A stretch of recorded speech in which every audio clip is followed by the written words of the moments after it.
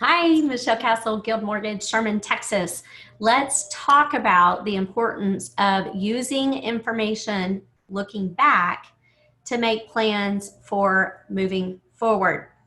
So this is that time of year that you really should spend some time reflecting on what about the business you truly loved, what brought you the most joy, what worked really, really well for you and felt comfortable, and what part of the business was just made you feel icky, made you just feel like just overwhelmed. Not your normal overwhelm, because there's going to be times that you're overwhelmed, especially right now. There's going to be times that you're going to be outside of your comfort zone, but like really truly in your heart you knew you were doing the wrong thing and it just wasn't working well for you, or you made some adjustments that you thought were going to pay off for you in 2020 and maybe they didn't. So this is a time to be looking at all of those different scenarios and making some plans for 2021. So it's a great time of the year to really reflect and look back so that you can make plans moving forward. Living a life you love and running a business that you truly get a lot of joy out of is super important. And there's so many different ways of doing it. What works well for me may not necessarily work well for you, because we all have different personalities. We all have different experiences and come from different walks of life. So you got to figure out really what works well for you. But we're going to look at some numbers. And if you will go into Salesforce dashboards, go into all full folders, look for One Guild Way and go into business review, then you can follow along with me as we go over the dashboard that is available within Salesforce. Whether or not you've been using Salesforce wholeheartedly or you use it as just part of your daily habit and you live in Salesforce, there's still some data in there that you can see.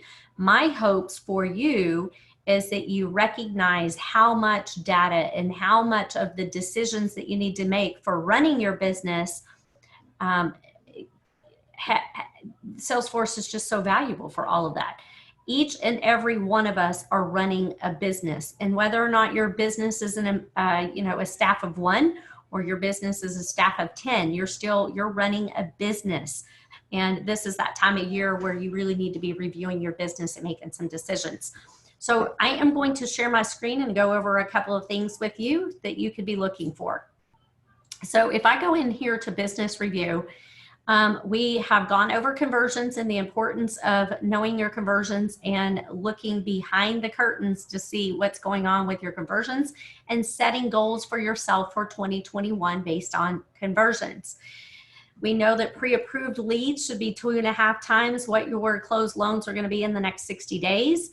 You've got your closed transactions, you've got your leads, pre-approved leads compared to your leads, so you can track from month to month what your conversions have been based on those leads.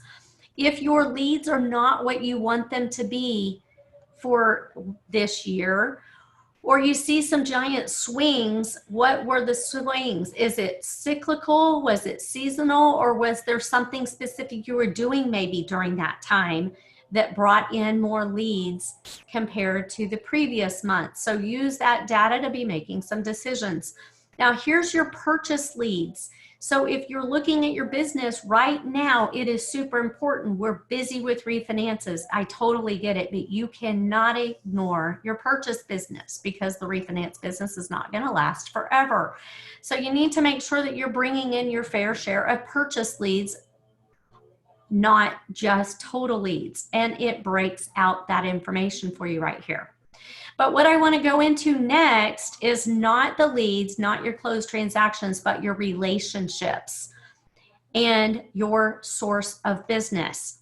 So this part is super cool. Right here, I can see what realtor partners did I have last year and compare those realtor partners to who my realtor partners are for this year. Did I lose somebody along the way? Did I gain someone along the way? And you can look at that information. If you look at my data, you will see I don't get business from just one big realtor group. It's onesie twosies along the way. So there's a lot of people that I owe thank you notes to because every one of them are important. Now, who of this on this list has potential for sending me more business? Maybe some of these folks just started sending me business and have a potential to send more business.